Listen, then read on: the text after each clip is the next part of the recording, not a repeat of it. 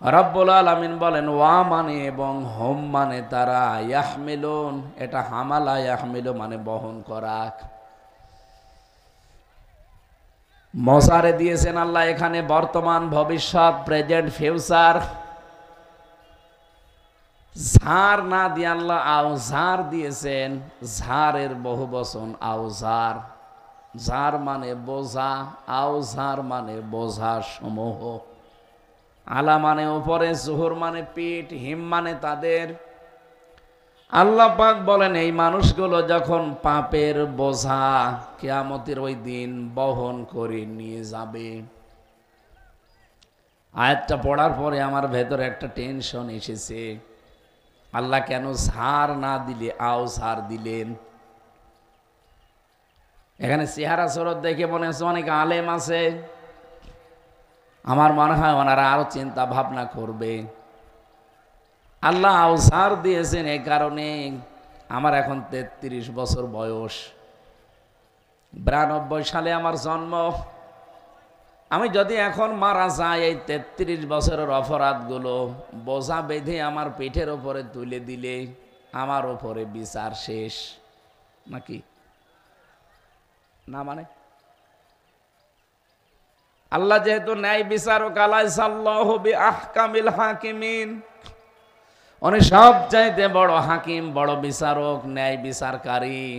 আমার 33 বছরের অপরাধ আমার পিঠের ওপরে তুলে দিলেই তো আমার অপরাধ, আমার ওপরে ন্যায় বিচার হবে, এই শেষ। তাহলে আল্লাহ ঝাড় দিতে পারতেন, বোঝা তো আমার এরপরে একটা দেবেন, আওজার দিলেন কেন? এই জন্যই তাফসীর শুনতে হয়। আজকে এমন কিছু নতুন তথ্য আমি আল্লাহ আবিষ্কার করার চেষ্টা করবো আল্লাহর রহমতে। আপনারা শুধু মন দিয়ে শুনবেন, আশা করি এখান থেকে আমরা বাড়ি কিছু নিয়ে যেতে পারবো। রব্বুল আলামিন আওসার দেওয়ার ব্যাখ্যায় আমি একটা দুইটা না, প্রায় 11টা তাফসীর একসাথে মিলিয়ে দেখেছি। মুফাসসিররা সব এই ব্যাপারে একমত। ওই যে সাদগায়ে জারিয়ার কথা শুনলেন, গোনায়ে জারিয়া যে আছে তার প্রমাণে আওসার। আমি হয়তো 33 বছর বয়সে মারা গেলাম, কিন্তু এমন এমন কাজের আঞ্জাম আমি দিয়ে গেলাম যার রেশ 33 কোটি বছর থাকবে। কথা বুঝতেছেন না? এখনো বোঝেন? আমি একটা সিনেমা হল বানিয়েছি। আমি মারা গেলাম, সিনেমা হল তো আর মরে যায়নি, যতদিন এখানে চলবে উলঙ্গ অর্ধ উলঙ্গ সিনেমা এখানে চলবে, এলাকার মানুষরা দেখবে। কত মানুষ খারাপ হয়ে যাবে, কত মানুষ ওই চরিত্রগুলো নিজের ভেতরে মিলাবে। ওর ভেতরে যেহেতু আছে জেনা করা কিভাবে শিখতে হয় সেটা সে করবে, মানুষ কিভাবে হত্যা করা লাগে সে সেভাবে করবে, পরিবারে কিভাবে দ্বন্দ্ব লাগাতে হয় সেটা ওখানে শিখেছে, ওইটা সে নিজের পরিবারে সেট করবে। এভাবে যতদিন পর্যন্ত এটা টিকে থাকবে, আমি মরে গেছি তাতে কি, আমার গনার বোঝা বাড়তেই থাকবে। এরকম গনার বোঝা বাংলাদেশে কারো বাড়ে না? বলেন বলেন। আমি এমন একটা ছাত্র সংগঠন বানালাম, আমি মরে গেছি, কিন্তু তারা তো মরে যায়নি, তারা তো এখন দিব্যি কাজ চালাচ্ছে। এমন সংগঠন আমি তৈরি করেছি যারা 100টা মেয়ে ধর্ষণ করার পরে মিষ্টি বিলাই। বেশি বললাম? এরকম আছে না? আপনি জাহাঙ্গীরনগর বিশ্ববিদ্যালয়ে একটু অতীতে যান, মানিক নামে একটা ছেলে 100টা মেয়েকে ধর্ষণ করার পরে উনি মিষ্টি বিলোতন করছে যে আজ আমি সাকসেস, সেঞ্চুরি করিস। বলেন তো এই ছাত্র সংগঠনটা যিনি বানিয়েছে উনি কি বেঁচে আছে? উনি তো মারা গেছে। এখন মানিকের মতো বহু আল্লাহর মানিক তৈরি হয়ে আছে দেশে, যারা এভাবে সেঞ্চুরি করে, যারা টেন্ডারবাজি করে, যারা চাঁদাবাজি করে। আর বাকিগুলো তো বললাম না। যত রকমের অপরাধ যতদিন ওই সংগঠন করতে থাকবে ততদিন আপনি কবরে বসে বসে ফিলাক্সি লোড পেতেই থাকবেন। বিকাশ হয়ে এগুলো আপনার কবরে নগদ হয়ে যাবে। এখন যদি বলেন আমার বিকাশ নাম্বার খোলা নেই, এমনি খুলে যাবে, নগদ এমনি খুলে যাবে, আপনি শুধু শুয়ে থাকবেন কবরে, এগুলো চলতে থাকবে। এই জন্য আমার মাঝে মাঝে মনে হয় এই ছাত্র সংগঠনটা নিষিদ্ধ করে যারা এগুলো করেছিলেন তাদের উপকার করা হয়েছে। কারণ 7.5 মাসও যদি তারা থাকতো এখনো অনেক অপকর্ম আঞ্জাম দিত। আর যে লোকটা বানিয়ে মারা গেছে ওই লোকের কবরে এগুলো গোনায়ে জারিয়া হিসাবে যেতেই থাকতো। সে নাই 54 বছর বেঁচে ছিল, 54 বছরে আর যতটুকু অপরাধ তার মাথার উপরে চাপিয়ে দিলেই তার বিচার শেষ হয়ে যেত। কিন্তু এই 54 বছরের পর যতদিন পর্যন্ত এই সংগঠনটা টিকে থাকবে, যত অপকর্ম করবে, যত মানুষকে কোপ মারবে, হাত পা কেটে নেবে, চাঁদাবাজি করবে, ধর্ষণ করবে, এগুলো গোনায়ে জারিয়া ফেলাক্সি লোড হয়ে তার কবরে যদি যেতে থাকে, তার বোঝা ছিল একটা, কিয়ামতে যখন উঠবে বোঝা হবে 1000টা। এই জন্য আমার মনে হয় দেশের সরকার এখন যিনি আছে ওই দলটাকে নিষিদ্ধ করে তাদেরকে অন্তত বাঁচানো দরকার। আমার কথা কি বোঝেন নাকি আন্দাজেই বলে? ঠিক, হ্যাঁ আমি জানি আপনি বুঝেছেন, আলহামদুলিল্লাহ। সুতরাং গোনায়ে জারিয়া যেন আমাদের না থাকে। আমার 33 বছর বয়সে একটা বোঝা বানিয়েছিলাম, কিন্তু 50 বছর পরে আমি এমন এমন কাজ দুনিয়ায় করলাম যেগুলো জারি আছে, ওর দ্বারা কিয়ামত পর্যন্ত যখন বাড়তেই থাকবে, কিয়ামতে দেখা যাচ্ছে আমার বোঝা হয়ে গেছে 1 লাখ। আল্লাহ রাব্বুল আলামিন বলেন কিয়ামতে ওই দৃশ্য যখন ফেরেশতারা দেখবে যে একটার পর একটা বোঝা চাপাতে আছে, আল্লাহ ওগুলো বহন করে নিয়ে যাচ্ছে। আলা সামায়াসিরুন, ফেরেশতারা তখন ওকে দেখে বলবে দেখ কত নিকৃষ্ট বোঝা হামজা বহন করে নিয়ে যাচ্ছে। ও টাঙ্গাইলবাসী, এটা শুধু হামজার জন্য না, সবার জন্য। আপনি নিজের জীবনের দিকে এবার তাকিয়ে ভাবেন, যা করে গেলেন এগুলো যদি কিয়ামতে বাড়তে থাকে কি অবস্থা হবে আপনার? এতটুকুই তো শেষ করেননি আল্লাহ। আলা সামায়াসিরুন, ফেরেশতারা একে অন্যকে দেখিয়ে বলবে দেখেন কত নিকৃষ্ট বোঝাই লোকটা বহন করে নিয়ে যাচ্ছে। আজ বাংলাদেশে আমরা ধর্ষক পেলেই পিটিয়ে মেরে ফেলি। কি যে অবস্থা এখন দাঁড়িয়েছে, ধর্ষক পেলে এখন আর কোনো আইন নেই, পিটিয়ে মেরে ফেলা লাগবে। আপনারা দেখেছেন ধর্ষকের পক্ষে এক উকিল দাঁড়িয়েছিল, জনগণ তাকেও পিটিয়েছে। এটাই করা দরকার। চুরি করে যদি রাস্তা দিয়ে কেউ যায়, এখানে যত মানুষ আছে একবারে দৌড় দেবে যে চোর ধর ধর। ছিনতাইকারী যদি কেউ যায় একবারে সবাই চিৎকার করে বলবে ছিনতাইকারী ধর ধর। কিয়ামতের দিন ঠিক কোটি কোটি মানুষের সামনে পাপের বোঝাগুলো যখন একটার পরে একটা চাপাতে থাকবে, আর ফেরেশতারা যখন বলবে দেখ কত নিকৃষ্ট বোঝা বহন করে নিয়ে যাচ্ছে, কোথায় যাবেন? এই অবস্থা আমাদের সামনে আসছে না নেই? আসতেছে। রোহের মাগফিরাত কামনায় আপনারা আজকের অনুষ্ঠান দিয়েছেন। ওনার তো মারা গেছে, ওনাদের কাজ নেকির কাজ সব বন্ধ হয়ে গেছে, গোনার কাজও সব বন্ধ হয়ে গেছে। না, সব জারি আছে। সাদগায়ে জারিয়া যদি থাকে গোনায়ে জারিয়াও আছে। এজন্য ওই রকম মানুষের মতো জীবন আমরা তৈরি করতে চাই না যে কিয়ামতে বোঝা নিয়ে যাব একটা আর তৈরি হয়ে যাবে 1000টা। আল্লাহ আমাদের হেফাজত করুন, বলেন আমিন। এলাকার মানুষেরা মিলে আজকের এই কোরআনের আলোচনা সাজিয়েছেন। সভাপতির দায়িত্বে আছেন হাফেজে কোরআন আলহাজ মির্জা ওয়ালিউল্লাহ, আতালাল্লাহু উমরাহু ওয়া বারাকাল্লাহু ফি হায়াতি, বলেন আমিন। এখানে এতক্ষণ যারা আলোচনা রাখলেন, বিশেষ করে মাওলানা হুসাইন মাহফুজ, মাওলানা ইব্রাহিম খলিল, প্রিন্সিপাল আলালপুর ফাজিল ডিগ্রি মাদ্রাসা দেলদুয়ার, মাওলানা জাকির হুসাইন, ভারপ্রাপ্ত অধ্যক্ষ জাঙ্গালিয়া বিশ্বনবী সাল্লাল্লাহু আলাইহি সাল্লাম নুরানিয়া ফাজিল ডিগ্রি মাদ্রাসা দেলদুয়ার। এই দেলদুয়ারে কি 2টা ফাজিল মাদ্রাসা? এই গ্রামে হাফেজ মাওলানা খায়রুল ইসলাম, মাওলানা আব্দুল্লাহ আল মামুন, মুফতি রাশিদুল ইসলাম, মাওলানা রাজীব আল মামুন। সার্বিক পরিচালনায় যারা আছেন হাফেজ মাওলানা আব্দুল আলিম খান, হাফেজ মাওলানা বাহারুল ইসলাম। আমার বামে এবং ডানে সম্মানিত ব্যক্তিবর্গ বসা আছে, আপনারা যারা পরিচয় কিছুক্ষণ আগে শুনলেন। রাজনৈতিক নেতৃবৃন্দ, সামনে বসা মুসলমান ভাইরা, পর্দার আড়ালের সম্মানিতা মা এবং বোনেরা, প্রাণপ্রিয় দেলদুয়ারবাসী, আল্লাহর দরবারে শুকরিয়া জানাচ্ছি যিনি রমজানুল মোবারকে কোরআনে কারীম শোনার জন্যে আমাদেরকে এতক্ষণ ধৈর্য ধারণ করে সহ্য সহকারে বসে থাকার তৌফিক দিয়েছেন। আলহামদুলিল্লাহ। রমজান যতগুলো বিষয় নিয়ে এসেছে তার ভেতরে অন্যতম হচ্ছে ধৈর্য।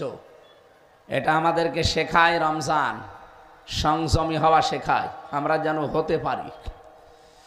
আমি হাদিস পড়েছিলাম as-sawmu li, কোরআনে কারিমে আল্লাহ আয়াত দিয়েছেন as-siyam কুতিবা আলাইকুমুস। বলেন তো as-siyam as-sawm এই দুইটাই কি এক? এখানে যারা আছেন আলেমরা যাদেরকে বলছি, সিয়াম আর সাওম দুইটা জিনিস এক না, আকাশ পাতাল পার্থক্যের ভেতরে। এই জন্য বলছি কিছু নিয়ে যাওয়া লাগবে এখানে।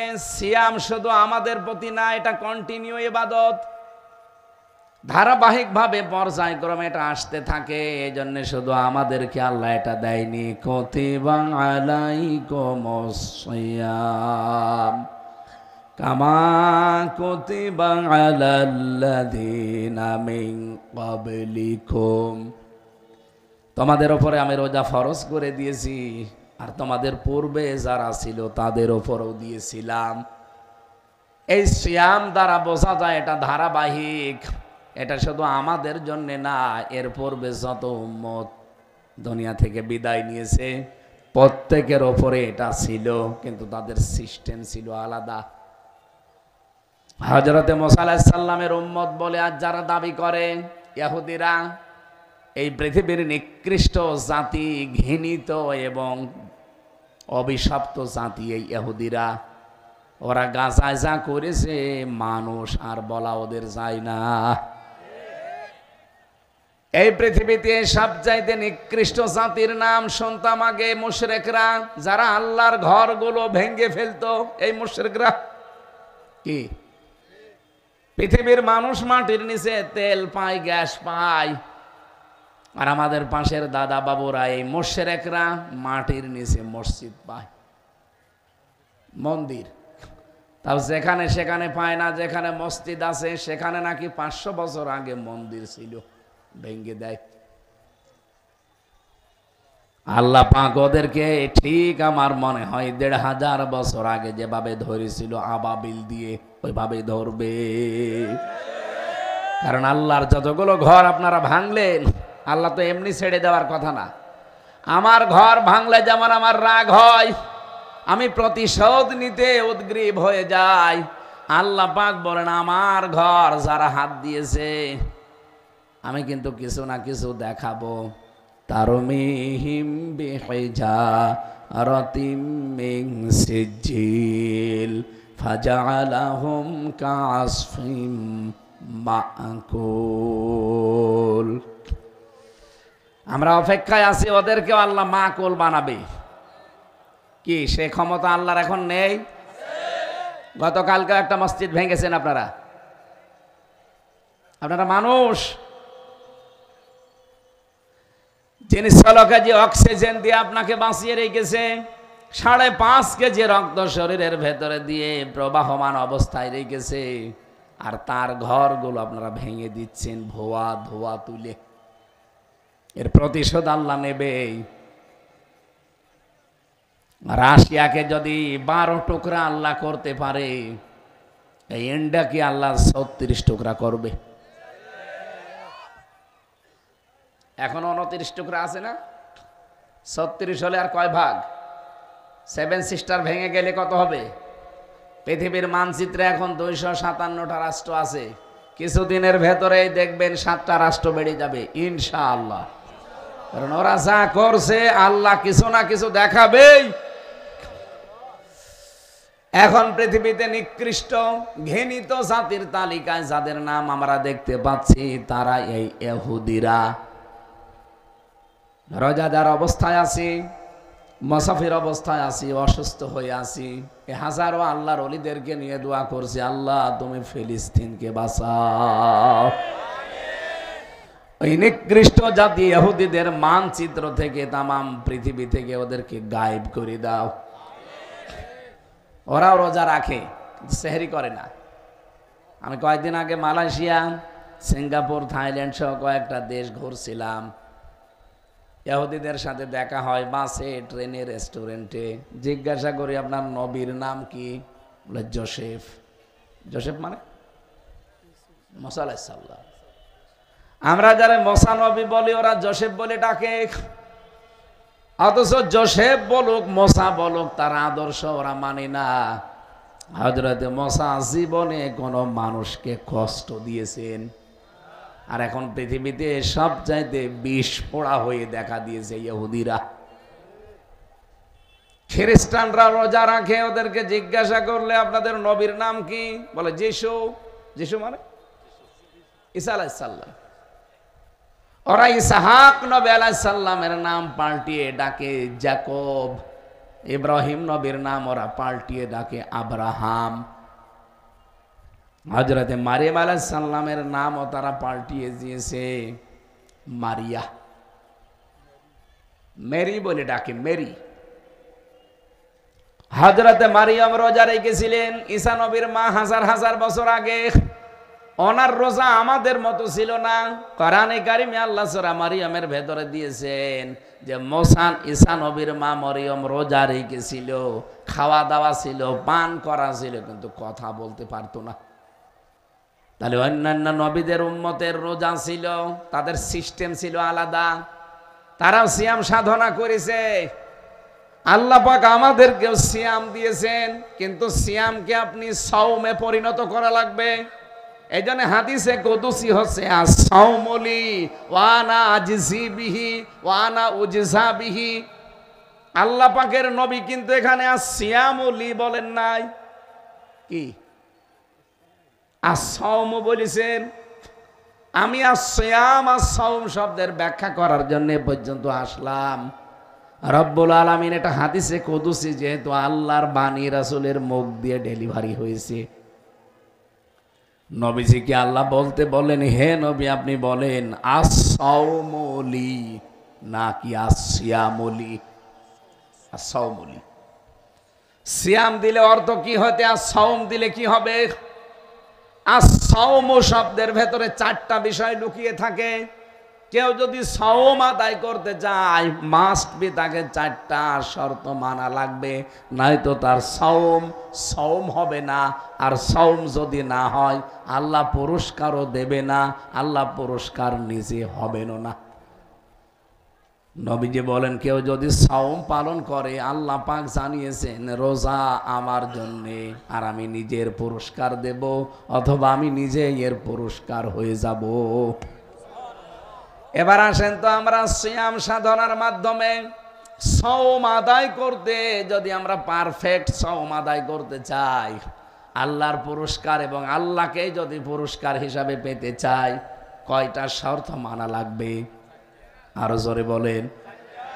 1 নম্বরে আল খাউফু মিনাল জালিল, 2 নম্বরে আল আমালু বিত-তানজিল, 3 নম্বরে আল কিনায়াতু বিল কলিল, 4 নম্বরে আল ইস্তিদালু লিয়াউমির রাহিক। আরবিতে বললাম, হয়তো অনেকে বোঝেননি। 1 নম্বরে আল্লাহকে না দেখে যেমন আমরা বিশ্বাস করি, না দেখে ভয় করা লাগবে। কথা বলে না কেন? 2 নম্বর আল আমালু বিত-তানজিল, কোরআনের আমল আপনার জীবনে থাকা লাগবে। টাঙ্গাইলবাসী খেয়াল করে এই পয়েন্টটা শুনবেন। বাংলাদেশে আজ সাওম পালন চলছে, কিন্তু সাওম তার কাঙ্ক্ষিত মানে যাচ্ছে না। আপনাকে না খেয়ে থাকা, খাদ্য পানি স্ত্রী সম্ভোগ থেকে বিরত থাকা এবং হারাম কাজগুলো ছেড়ে দেওয়া, এই চারটা বিষয় মানতে পারলে সেইটা হয় as-সাওম। সেটার নাম কি? আমি আবার বলছি, আপনি খাবার খেতে পারবেন না, আপনি পানি পান করতে পারবেন না, কিন্তু মরিয়ম আলাইহিস সালামের জামানায় রোজা যারা রেখেছিল, উনি রোজা রেখেছিলেন, খেতেও পারতেন, পান করতেও পারতেন, কিন্তু কথা বলতে পারতেন না। তার রোজা, তার সিয়াম আর আমাদের সিয়াম কি এক? বলেন। আমরা সিয়ামে কথা বলতে পারি কিন্তু খেতে পারি না, পান করতে পারি না, স্ত্রী সম্ভোগ করতে পারি না হালাল, তারপরেও 4 নম্বরে হারাম কাজগুলো আমরা ছেড়ে দেওয়ার ইরাদা করি, ইচ্ছা করি। আপনাকে এই সিয়াম আদায় করার সাওম যদি আপনি আদায় করতে পারেন পারফেক্ট, এই 4টা শর্ত মেনে নিয়ে, আল্লাহর কসম আপনি আল্লাহর পুরস্কার পাবেন, অথবা আল্লাহ নিজে আপনার জন্য পুরস্কার হয়ে যাবে। আল্লাহকে না দেখে যেমন বিশ্বাস আমরা করেছি, না দেখে ওরকম ভয় আমরা করি, এই শিক্ষাটাই রোজা আমাদের প্রথম দিয়েছে। এই জন্য ক্ষুধার যন্ত্রণায় কলিজা ফেটে গেলেও আমরা নিজেরা চুরি করে খেতে পারি। বলেন বলেন। পানির নিচে ডুব দিয়ে পানি খেতে পারি। আজকে আমার সকাল 11টায় একটা আলোচনা ছিল, 1 ঘন্টা 15 মিনিট, এখানেও 1 ঘন্টা 15 মিনিট। বলেন তো, রোজা রেখে এই যে জার্নি করি, এসে আবার যাওয়া লাগবে কুষ্টিয়ায়, 2 ঘন্টা 2.5 ঘন্টা যদি এভাবে কথা বলা যায়, গলা তো এমনি শুকিয়ে যাচ্ছে। বিকাল 4:30 5টার দিকে দেখবেন আমার শরীর আর চলছে না, গলা শুকিয়ে মনে আছে একটু খাই। আমার খাওয়া যাবে আজানের আগে? বলেন। আমি আল্লাহকে না দেখে যেমন বিশ্বাস করি, ঠিক না দেখে ভয় করি। এই শিক্ষাটাই প্রথম সিয়াম দিয়েছে আমাদের। 2 নম্বরে আল আমালু বিত-তানজিল, এটা আজ বাংলাদেশের মানুষের নেই, আর বলতে গেলেও মানুষ উল্টা দিকে নিয়ে যায়। বলেন তো, রোজা রাখতে হবে এ কথা কোরআনে কয় জায়গায় আছে? 1 জায়গায়। কয় জায়গায়? কুতিবা আলাইকুমুস সিয়াম, এই শেষ। হজ করতে হবে কোরআনে, আমলটা কয়বার আছে? 1 বার। কয়বার? বলেন বলেন। আলিল্লাহি আলান নাসি হজ্জুল বাইতি মান ইসতাতা ইলাইহি সাবিলা, এই শেষ। রোজা রাখতে হবে, পেয়েছেন 1 বার। হজ করতে হবে, পেয়েছেন 1 বার। যাকাত দিতে হবে, কোরআনে কারিমে আছে কয়বার? 82 বার। কয়বার? নামাজ পড়তে হবে এ কথা কোরআনে আছে কয়বার? আপনি বলেন, নামাজের কথা 82, যাকাতের কথা 82, হজের কথা 1, রোজার কথা 1, অথচ এই দেশে 56,000 বর্গ মাইলে আল্লাহর দিন কায়েম করা লাগবে, এটা আছে 918 জায়গায়। তাও তো আমার ছোট মাথায়, আর এরকম বড় বড় মাথায় আরো বেশি আছে। এত ছোট মাথার ভেতরে যদি 918 জায়গায় আমি কোরআনে পাই যে দেশে আল্লাহর দিন কায়েম করা লাগবে, যেই 2টা বিষয়ে মত পার্থক্য করা নিষেধ, সেই 2টা বিষয়ে বাংলাদেশে মত পার্থক্য বেশি। একটা হচ্ছে ওয়াতাসিমু বিহাবলিল্লাহি জামিআ ওয়ালা তাফাররাকু। আল্লাহ তো ওয়াতাসিমু না দিয়ে খুশু দিতে পারতেন, যে তোমরা ধরো। খুশু না দিয়ে ওয়াতাসিমু দিলেন কেন? আর এতটুকু দিলেও তো শেষ হয়ে যেত। বিহাবলিল্লাহ দিলেন কেন? জামিয়া দিলেন কেন? ওয়ালা তাফাররাকু, এত শব্দ দেওয়া লাগে না। আল্লাহ তো একবারেই শুধু খুশু ওয়াতাসিমু দিলেই অর্থ হয়ে যেত। এতগুলো গুরুত্ব দেওয়ার কারণ কি? কোরআনে কারিমের কাছে আসার ব্যাপারে কোনো মত পার্থক্য করবা না, এখানে সবাই এক হয়ে যাও। আর 2 নম্বরে সূরা শুরার 13 নম্বর আয়াতে দেখবেন, আন আকিমুদ্দিন ওয়ালা তাতাফাররাকু ফি, দিন কায়েম করো, এ বিষয়ে কোনো মত পার্থক্য করবা না। বাংলাদেশের দিকে তাকান, এই 2টা জিনিস নিয়ে যত রকমের দলাদলি। কোরআনের কাছে আসতে বললেই, কোরআনের আমলের কথা বললেই তখন মানুষ পার্থক্য হয়ে যায়, তখন বিভিন্ন গন্ধ খোঁজে। আমরা কোরআনের আমলের কথা বললে কত মানুষ বলে যে না, কোরআনের সাথে রাজনীতির সম্পর্ক নেই। কত মানুষ বলে এরা ধর্ম ব্যবসায়ী। আমি কি বেশি বললাম? অথচ এই জায়গায় কোনো ফতোয়াবাজি চলবে না, কোনো মতপার্থক্য করা জায়েজ নেই। কোরআনের কথা বললেই এক হয়ে যাওয়া লাগবে, সিমেন্টেড হয়ে যাওয়া লাগবে একেবারে। 2 নম্বরে দিন কায়েমের কথা যখনই বলা হবে, আপনি আপনার মাসলাক নিয়ে আসেন, আপনার তরিকা নিয়ে আসেন, থাকেন, কিন্তু দিন কায়েমের কথা যেই বলবে ওখানে কোনো মতপার্থক্য করা জায়েজ নেই। এটা শুনলে সবচাইতে বেশি মন খারাপ হয় কাদের?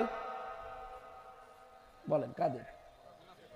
না, কাবুর আলাল মুশরিকিনা মা তাদউহুম ইলাই। আল্লাহ আয়াতের পরে দিয়েছেন, হে নবী আপনি দিন কায়েমের জন্য যদি মানুষকে বলেন, এই কথাটা শুনলে সবচাইতে অপছন্দ করবে, রাগ করবে মুশরিকরা।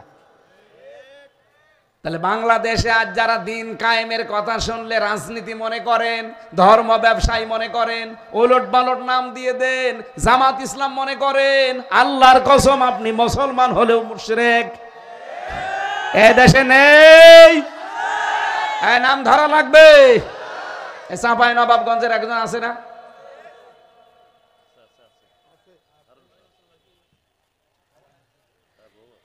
সে যেই হোক না কেন, আজকেও একজন উপদেষ্টা উনি বলেছেন নামাজ রোজার মতোই পয়লা বৈশাখ আমাদের সংস্কৃতি। এর ইমান আছে না গেছে? ওর ইমান এমনিতেও নেই, আগে ইমান হারা, এরপরে আরো চলে গেছে। ওর যদি তওবা না করে ও মরে গেলে জানাজা দেওয়া জায়েজ নেই। কারণ যার ইমান নেই, বেঈমানের জানাজা আছে? বলেন। কয়দিন আগে এক বেঈমান বিদায় নিয়েছে, জানাজা করার জন্য একটা ইমাম খুঁজে পাচ্ছিল না। শেষে কারে রাস্তা থেকে ধরে বসে ইমামতি করেন। ও কি ও ইমামতি করতে জানে? আমার মনে হয় ও বলেছে আল্লাহ তুমি এর জাহান্নামে দিও। আমি একবার এক জানাজা পেয়েছিলাম কুষ্টিয়া। আমি এমনি সচরাচর পড়াতে চাই না, এমনকি আমার বংশের লোককেও বলা আছে যে দিন কায়েমের আন্দোলনে যারা শরিক নেই, ডাইরেক্ট ইনডাইরেক্ট, এই মানুষগুলো যদি মরে যায় আমারে ডাকবেন না। ও যদি আমার বাবাও হয় না, ওর জানাজা পড়ে আমি করবো কি? মিথ্যা কথা বলবো আমি যে বিসমিল্লাহি ওয়া আলা মিল্লাতি রাসূলিল্লাহ, আল্লাহর নামে রাসূলের দলে তুলে দিয়ে গেলাম, অথচ সারা জীবন দল করেছে শয়তানের। আমি বলছি এই কারণে, কারণ বংশের তো 100 জনের 98 জন সব ওইটা। এই কারণে কড়াকড়ি করেছিলাম যে অন্তত ফিরে আসে কিনা দেখি। আমরা নবী মুহাম্মদুর রাসূলুল্লাহকে নবী মনে করি, আর ওনারাই 54 বছরে ওনারে নবী মনে করত। কিরকম শক্ত আপনি টের পাচ্ছেন? এই জন্য বলেছিলাম স্যার তার মারা গেলেই, হ্যাঁ আপনার চাচা মরে গেছে, আপনার দাদা মরে গেছে, ফুফু মরে গেছে, না আমারে ডাকবেন না। জানাজা পড়াবো আমি ওইটা, আর যেটা দেখবো যে ইসলামী আন্দোলন করেছি। কারণ এইটা যদি কেউ না করে তার ইমান ধরে রাখা সম্ভব না। এখন যে কঠিন অবস্থা চলছে, ইমান যদি আপনি টিকিয়ে রাখতে চান, দিন কায়েমের আন্দোলনে ডাইরেক্ট ইনডাইরেক্ট আপনাকে শরীক হওয়াই লাগবে। এটা নারী হোক আর পুরুষ হোক, সবাই। জোর করে নিয়ে গেল জানাজায়। আমি জানি যে সারা জীবন লোকটা নামাজ পড়ে না, শুধু গালি দিত আল্লাহ রাসূলকে, মরে গেছে। এখন আত্মীয় বলছে হুজুর নামাজ পড়িয়ে দেন, ও মনে করছে আমির হামজা নামাজ পড়েন, মনে হয় আল্লাহ মাফ করে দেবে। অত সহজ। নবীজির চাচাকে আল্লাহ মাফ করেনি, কে কথা বলেন না কেন? আব্দুল্লাহ বিন ওবাইকে আল্লাহ মাফ করেনি, নবী নিজে জানাজা পড়িয়েছে তারপরও। আর আমি হামজা কোথায়? কাবার ইমাম আব্দুর রহমান সোদাইসিকে দিয়েও যদি কেউ জানাজা পড়ান, তাকে আল্লাহ মাফ করবে না। জানাজায় আমি বলেও ফেলেছিলাম, আল্লাহ এই লোকটা যেমন ছিল ওর সাথে আচরণ করবা ওই রকম, আল্লাহু আকবার। এটা হচ্ছে নিয়ত। আর এর পরে যা আছে সব তো উল্টা পাল্টা। যা সেখানে যাবি যা। তোর জন্য আমি মিথ্যা কথা বলবো যে বিসমিল্লাহি ওয়া আলা মিল্লাতি রাসূলিল্লাহ? অত পাগল শামসুদ্দিন না। আমার ড্রাইভারের নাম শামসুদ্দিন, ও আবার মনে করে না যেন হুজুর আমারে বলছে।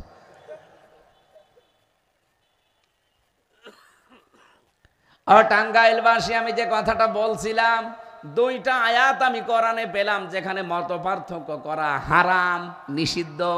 আর বাংলাদেশে এমন একটা পরিস্থিতি, এই 2টা জায়গায় দেখবেন যত ফতোয়াবাজি।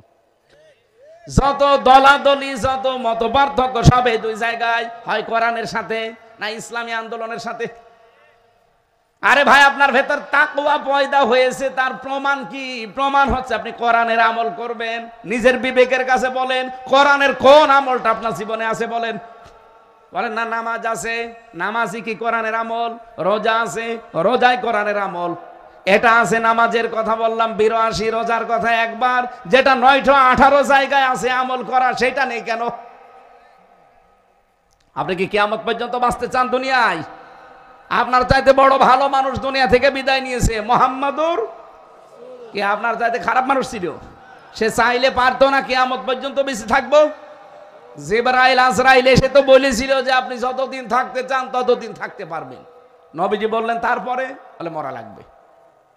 মুহাম্মাদুর রাসূলুল্লাহ ডাক দিয়ে বলে, ভাই জিবরাইল, যাওয়াই যদি লাগে আমার থেকে লাভ কি? তাড়াতাড়ি নিয়ে চলো, আমার বন্ধুর সাথে আমার দেখা করো। এত বড় ভালো মানুষকে যদি জিবরাইল আজরাইল ছেড়ে না যায়, আপনি কোথাকার কে? এই জন্য সেই কয়েকদিন হায়াতে বেঁচে আছেন, এই কাজটা করে যান। আল আমালু বিত্তানজিল, আল্লাহর নাজিল কি তো এই বিধানের আমলগুলো দুনিয়ায় একটা একটা করে দেখান। 3 নাম্বার ওয়াল কেনায়াতু বিল কলিল, অল্পে তুষ্ট থাকা লাগবে। এটা নেই আমাদের, এটা নেই। এই জন্যে তো দরবেশের মতো মানুষ 36,000 কোটি টাকা চুরি করেছে। আপনি এক জীবনে গুনেও শেষ করতে পারবেন না, হাত দিয়ে হাত ব্যথা হয়ে যাবে। 36,000 কোটি। এই টাঙ্গাইলের পরে সিরাজগঞ্জ, এরপরে আছে পাবনা, রূপপুরে যে পারমাণবিক কেন্দ্র, বিদ্যুৎ কেন্দ্র, এখান থেকে একজন মানুষই 76,000 কোটি টাকা নিয়েছে। আল্লাহর ওলির ছোট বোন একজনই যদি 76,000 কোটি টাকা নেয়, বাকি আরো যত প্রকল্প আছে, যেখানেই নাম দেখবেন বঙ্গবন্ধু, সেখানেই দেখবেন দুর্নীতি। এই যে মূর্তিগুলো বানিয়েছে, 12,500 কোটি টাকা খরচ। এত টাকা খরচ করে মূর্তিগুলো বানালেন, আগস্টের 5 তারিখের বিকাল 5টাও তো বাঁচতে দিল না, সব মাটির সাথে মিশে গেল। টাকাগুলো তো আপনার বাবার টাকা, তো সব আমাদের জনগণের। কথা বলেন না কেন? কেন এটা বানাতে গেলেন? এই টাকাগুলো দিয়ে যদি গরিব মানুষকে বিলিয়ে দিতেন, এরা একবেলা খেয়ে বাঁচতে পারত। এই পরিস্থিতির সামনে যেন আর কেউ তৈরি করতে না পারে, সে অবস্থা তৈরি করা লাগবে। কোন ব্যক্তি পূজা চলবে না এদেশে। পূজা হবে কার? পূজা হবে শুধু বঙ্গবন্ধু।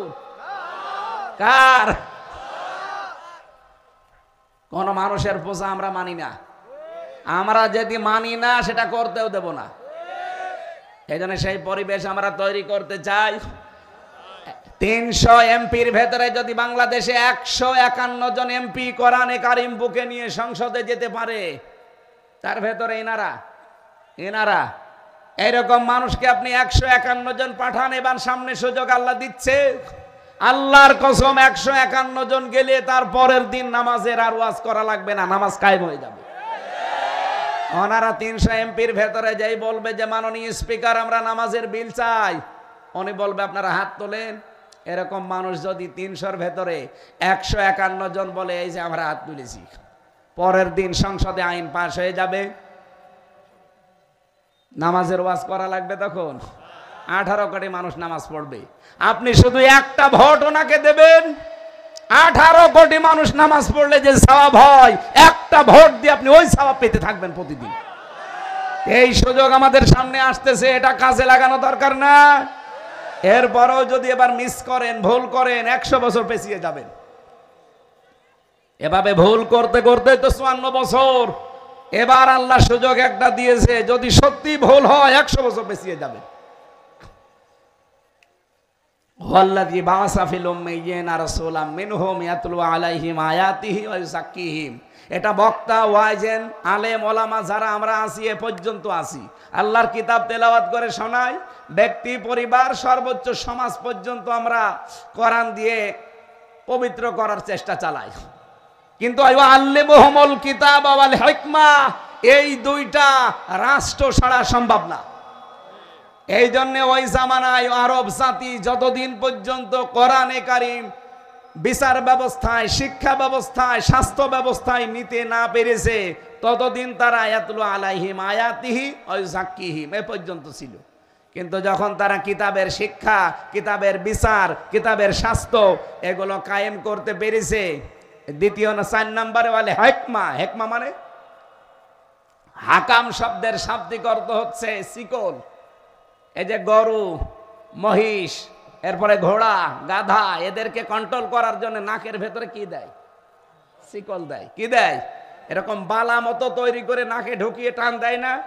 অর্থাৎ যেদিকে টান দেবে ওইদিকে যাবে। এইটা যদি সত্যি রাষ্ট্রে কায়েম হয়ে যায়, এটা যেদিকে টান দেবে ওইদিকে দেশ যাবে। এই কথা বলছেন আমার? এই জন্য আপনার ভেতরে তাকওয়া আছে কিনা শুধু জুব্বা থাকলেই হবে না, জিকির করলে হবে না, দেখতে হবে আপনি কোরআনের আমল করেন কিনা। একবার আল্লাহ আদেশ দিলেন যে কুতিবা আলাইকুমুস সিয়াম, আপনি পাগল হয়ে গেছেন রোজা রাখার জন্য।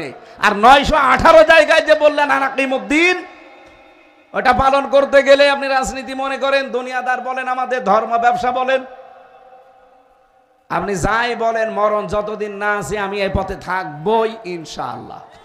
আর আমার জীবনের মেন কাজই এইটা, আনাকিমুদ্দিন ওয়ালা তাতাফাররাকু ফি। এ বিষয়ে কোনো মত পার্থক্য করা চলবে না। কেউ যদি ফতোয়াবাজি করেন তার খবর আছে। মাওলানা মামুনুল হক হাফিজাহুল্লাহ 3 বছর আমার সাথে এক ঘরে ছিল জেলখানায়। প্রতিদিন আমারে বলতো, হামজা বাইরে থাকতে ভাবতাম কি, আর ভেতরে এসে দেখছি কি।